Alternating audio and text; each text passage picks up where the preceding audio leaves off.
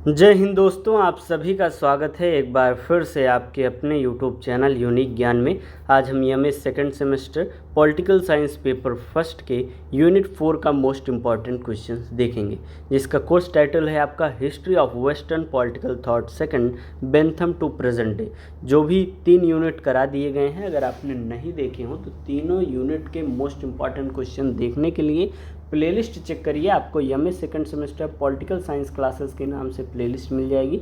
वहाँ पर सबसे पहले सिलेबस देखने को मिलेगा, उसके बाद आपको unit wise most important questions देखने को मिल जाएंगे, जिससे आप वहाँ से पढ़ सकते हैं। रिवीजन करने के लिए टेलीग्राम चैनल पर इसके नोट्स आपको भेज दिए जाते हैं, वहाँ से आप डाउनलोड करके रिवीजन कर सकते हैं। टेलीग्राम चैनल का लिंक आपको डिस्क्रिप्शन बॉक्स में दिया गया है। अगर नहीं आप डिस्क्रिप्शन बॉक्स से ओपन कर पाते हैं तो टेलीग्राम पर आप सर्च करेंगे यूनिक ज्ञान, तो वहाँ पर देखने को आपको मिल जाएगा। पूरी क्लास देखने के बाद कोई भी डाउट रहती है तो आप कमेंट सेक्शन में पूछ सकते हैं। चलिए देखते हैं मोस्ट इम्पॉर्टेंट क्वेश्चंस कौन कौन से हैं। आप किस यूनिवर्सिटी से हैं, आपके कब एग्ज़ाम होने वाले हैं, कमेंट में अवश्य बताइएगा, जिससे आपके एग्ज़ाम होने से पहले आपका जो भी सिलेबस है कवर कराया जा सके, आपकी तैयारी कराई जा सके। फर्स्ट क्वेश्चन हमारा है, हमने 120 प्रश्न 3 यूनिट्स में देख लिए हैं। चौथे यूनिट्स में हमारा 121वां प्रश्न। चौथे यूनिट का पहला प्रश्न है, हर्बर्ट स्पेंसर के सामाजिक डार्विनवाद का मूल मंत्र क्या है। हर्बर्ट स्पेंसर जो थे, उन्होंने जो सोशल डार्विनिज्म दिया था, सामाजिक डार्विनवाद जो दिया था अपना सिद्धांत, उसका मूल मंत्र क्या है, तो उसका मूल मंत्र है योग्यता की उत्तरजीविता, survival of the fittest. Spencer का मानना था कि समाज में केवल वही व्यक्ति संस्थाएं जीवित रहनी चाहिए जो सबसे सक्षम हो। अगला प्रश्न 122 नंबर, कार्ल मार्क्स के अनुसार समाज के आधार में क्या शामिल है। कार्ल मार्क्स के अनुसार समाज के आधार में जो है उत्पादन की शक्तियाँ और संबंध शामिल हैं। मार्क्स के अनुसार आर्थिक संरचना ही समाज की नींव है, जिस पर अन्य सभी संस्थाएं जो अधिसंरचना है वह टिकी हुई है। अगला प्रश्न 123 नंबर, दास कैपिटल पुस्तक का मुख्य उद्देश्य क्या था। दास कैपिटल जो कि कार्ल मार्क्स ने लिखा हुआ था, उसका मुख्य उद्देश्य था पूंजीवादी व्यवस्था के आर्थिक नियमों और शोषण का वैज्ञानिक विश्लेषण। अगला प्रश्न हम देखेंगे 124 नंबर, वी.आई. लेनिन ने हरावल दस्ता का विचार क्यों दिया हुआ था। क्योंकि सर्वहारा वर्ग को क्रांति के लिए संगठित और शिक्षित करने हेतु उन्होंने हरावल दस्ता का विचार दिया हुआ था। लेनिन का जो मानना था कि वह श्रमिक स्वयं क्रांति नहीं कर सकते हैं, उन्हें एक अनुशासित दल के नेतृत्व की आवश्यकता है, जिसके लिए उन्होंने संगठित एक शिक्षित दल की जो है खोज करके स्थापना करके बताई हुई थी। 125 नंबर, माओ से तुंग ने मार्क्सवाद में क्या बड़ा बदलाव किया हुआ था। उन्होंने किसानों को क्रांति की मुख्य शक्ति माना हुआ था। माओ ने चीनी परिस्थितियों के अनुसार कृषि प्रधान समाज में क्रांति का नेतृत्व किया हुआ था। अगला प्रश्न 126 नंबर, हर्बर्ट स्पेंसर राज्य को क्या मानते थे। हर्बर्ट स्पेंसर जो थे वह राज्य को एक संयुक्त स्टॉक कंपनी या आवश्यक बुराई जो केवल सुरक्षा के लिए है मानते थे। स्पेंसर राज्य के न्यूनतम हस्तक्षेप के समर्थक थे, अर्थात जो राज्य है वह व्यक्ति के जनता के कार्य में न्यूनतम हस्तक्षेप करे। अगला प्रश्न 127 नंबर, मार्क्स के अनुसार वर्ग संघर्ष जो क्लास स्ट्रगल है उसका अंतिम परिणाम क्या होगा। उन्होंने कहा हुआ था कि सर्वहारा की तानाशाही और अंततः वर्गहीन समाज जो है धीरे धीरे उभरेंगे। मार्क्स का मानना था कि क्रांति के बाद एक ऐसा समाज आएगा जहां कोई शोषण नहीं होगा। अगला प्रश्न 128 नंबर है, एक देश में समाजवाद का सिद्धांत किसने प्रतिपादित किया हुआ था। जोसेफ स्टालिन जी ने प्रतिपादित किया हुआ था। स्टालिन ने माना कि विश्व क्रांति की प्रतीक्षा करने के बजाय पहले सोवियत संघ में समाजवाद मजबूत करना है। अगला प्रश्न 129 नंबर है, माओ के अनुसार लंबा मार्च का क्या महत्व है। लॉन्ग मार्च का महत्व क्या है। उन्होंने बताया कि इसने साम्यवादी दल को सुरक्षित रखा और जनता के बीच उनकी पैठ बनाई हुई थी। अगला प्रश्न 130 नंबर, स्पेंसर के अनुसार सैनिक समाज और औद्योगिक समाज में मुख्य अंतर क्या है। सैनिक समाज जो है या औद्योगिक समाज जो है उसमें मुख्य अंतर यह है कि सैनिक समाज बाध्यकारी सहयोग पर आधारित होते हैं, जबकि औद्योगिक समाज स्वैच्छिक सहयोग पर आधारित होते हैं। अगला प्रश्न 131 नंबर, मार्क्स ने हेगल के द्वंद्ववाद के बारे में क्या कहा था। उन्होंने कहा कि मैंने इसे सिर के बल खड़ा पाया और इसे पैरों के बल खड़ा कर दिया। भौतिकवाद को उन्होंने प्रधानता दी हुई थी। किसने? मार्क्स ने हेगल के द्वंद्ववाद के बारे में कहा हुआ था।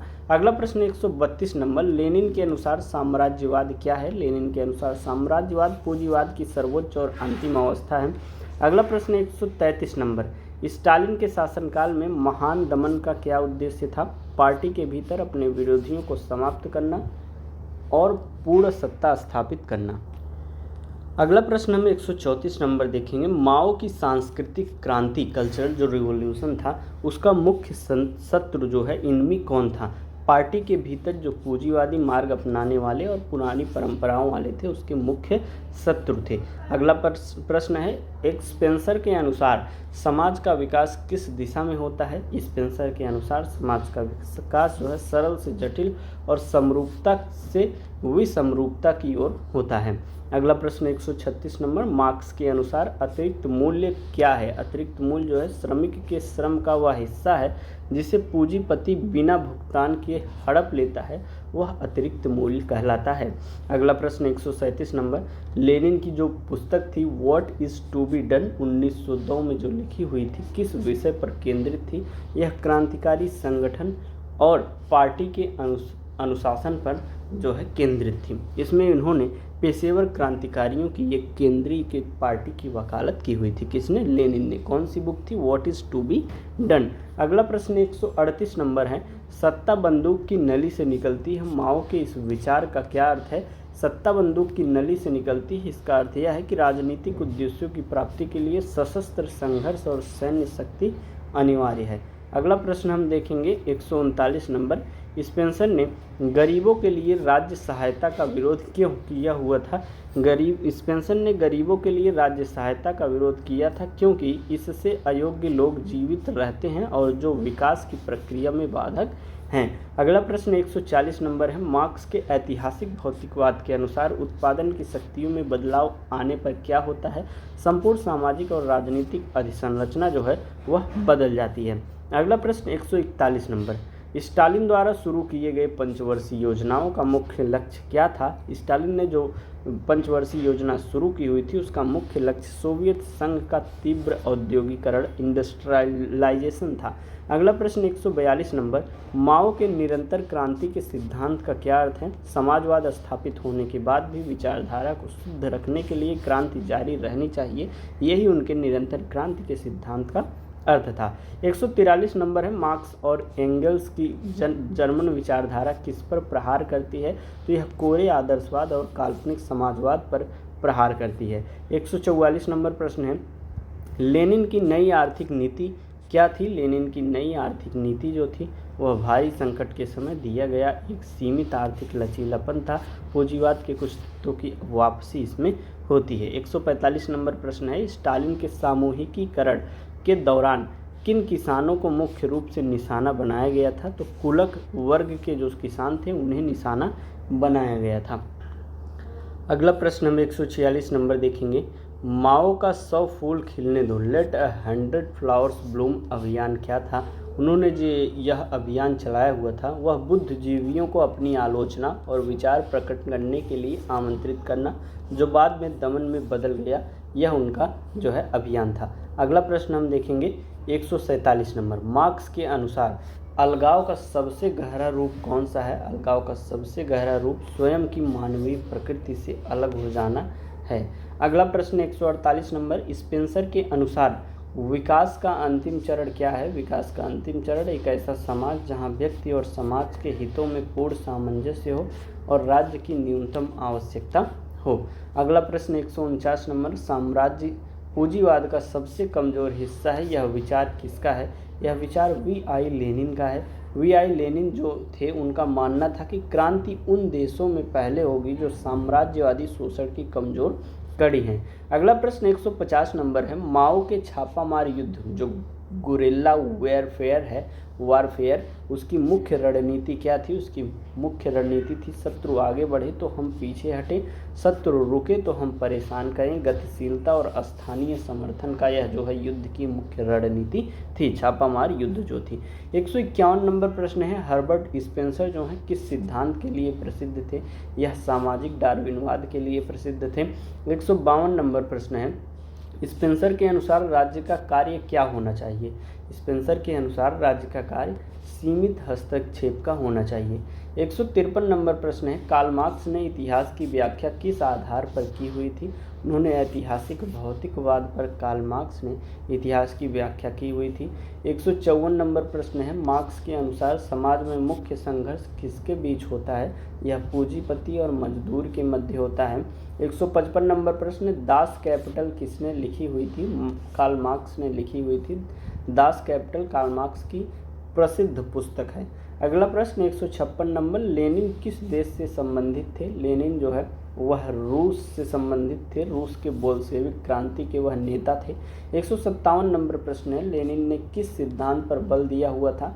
लेनिन ने अग्रिम दल वैनगार्ड पार्टी सिद्धांत पर बल दिया था। लेनिन ने क्रांति के लिए अनुशासित क्रांतिकारी दल की आवश्यकता बताई हुई थी। 158 नंबर प्रश्न, स्टालिन का प्रमुख सिद्धांत क्या था? एक देश में समाजवाद जो है स्टालिन का प्रमुख सिद्धांत था। 159 नंबर प्रश्न है, माओ से तुंग किस देश के नेता थे? माओ से तुंग जो है वह चीन के नेता थे।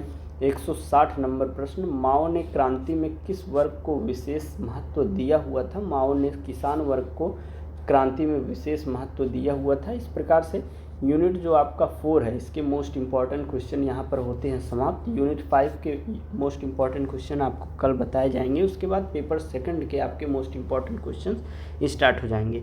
कोई भी डाउट हो तो कमेंट सेक्शन में पूछ लीजिएगा।